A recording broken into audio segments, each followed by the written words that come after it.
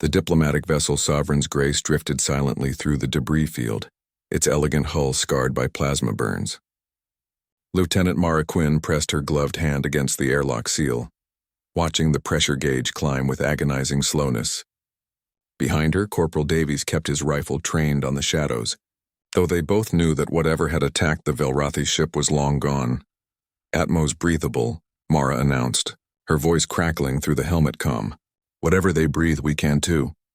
The airlock hissed open and they stepped into a scene of controlled chaos.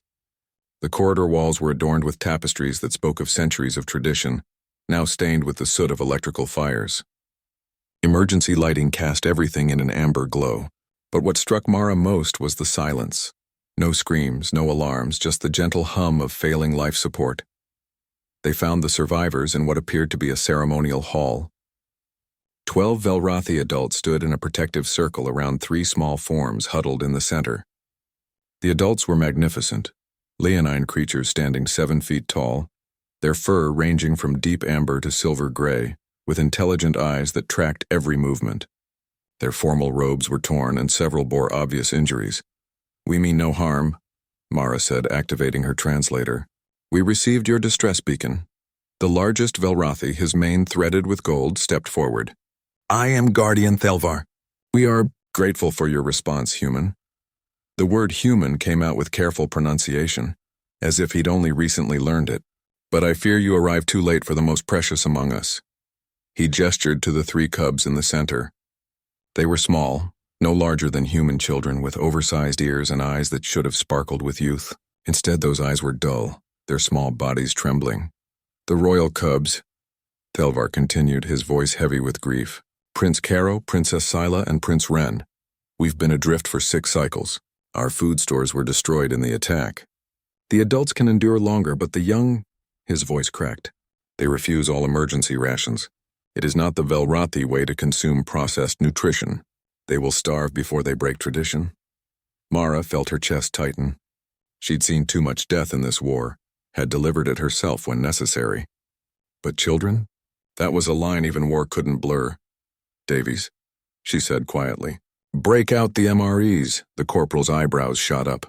"Sir, those are our emergency rations for the return trip." "That's an order." 3 minutes later, Mara knelt before the cubs, setting down 3 brown packages. The eldest cub, Prince Caro, she remembered, watched her with eyes that held too much understanding for someone so young. His fur, once probably lustrous gold, was dull and matted. "These are called meals ready to eat," Mara explained, tearing open a package. "Where I come from, warriors carry these into battle. They're not fancy, and they're definitely not ceremonial." She pulled out a flameless ration heater and activated it. "But they keep you alive when nothing else will." "We cannot," Prince Caro whispered, his voice barely audible. "It is forbidden for royalty to consume such things. We must maintain dignity even in death." Mara sat back on her heels, studying the cub. Then she did something that made Guardian Thelvar inhale sharply. She removed her helmet, exposing her scarred face and short-cropped hair to the recycled air. "You know what this is?" Mara touched the puckered scar running from her temple to her jaw. "Plasma burn from the Battle of Kepler Station. I was trapped in a collapsed bunker for 4 days with nothing but 2 MREs and my wounded squadmates." She pulled out a protein bar from her own pack and took a deliberate bite. "This stuff tastes like compressed cardboard. The texture's wrong. The smell's worse. But you know what? It kept me breathing long enough to see my family again." The cubs watched her, transfixed. "There's no dignity in starving," Mara continued, her voice soft but firm. "Real dignity is surviving so you can be there for the people who need you. Your people need their princes and princess, don't they?" Prince Caro's small paw crept forward, touching the edge of the MRE package. "But traditions are written by survivors," Mara said. "The dead don't get to make traditions. They just become them." For a long moment, nothing moved in that amber-lit hall. Then Prince Caro picked up the ration package with trembling paws. He sniffed it cautiously, his small nose wrinkling. The other 2 cubs watched him, their fate hanging on his decision. "If humans carry this into battle," Prince Caro said slowly, "then perhaps it has honor of its own." He took a small bite. His face scrunched up immediately. Clearly, the taste was as alien to him as Velrothi cuisine would be to humans. But he swallowed. Then he took another bite. Within seconds, Princess Scylla and Prince Ren were tearing into their own packages, hunger finally overwhelming tradition. The adult Velrothi watched in stunned silence as their royal charges devoured human combat rations with desperate efficiency. Guardian Thelvar approached Mara, dropping to one knee so their eyes were level. "You have done what we could not, given them permission to survive. This debt cannot be measured." Mara shook her head, watching the cubs eat. "No debt, that's just what you do." She paused. "Though I'll admit, I never thought I'd have to sell anyone on the culinary delights of MRE beef stew." 3 hours later, the human rescue vessel Temperance arrived. As Mara helped load the Velrothi survivors aboard, Prince Caro approached her. His eyes were brighter now, his movements steadier.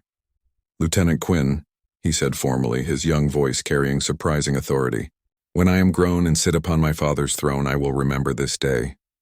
I will remember that survival is not weakness, and I will remember that humans share their warriors' food with cubs who have nothing." Mara crouched down, meeting his gaze. "Just remember to eat your vegetables too, kid. Can't build an empire on MREs alone." As the Velrothi vessel was towed to safety, Davies approached Mara at the observation window. "Captain's not going to be happy we gave away 3 days of emergency rations." "Yeah," Mara agreed, watching the Sovereign's Grace disappear into the rescue ship's hangar. "But those cubs are alive. That's an account I'm comfortable settling." In the years that followed, when historians spoke of the moment the Velrothi Empire became humanity's staunchest ally, they pointed to treaties and trade agreements. But those who were there, those who understood, knew the truth. Sometimes, the greatest diplomatic victories come wrapped in brown plastic and taste like cardboard, but they keep you alive. And that's enough.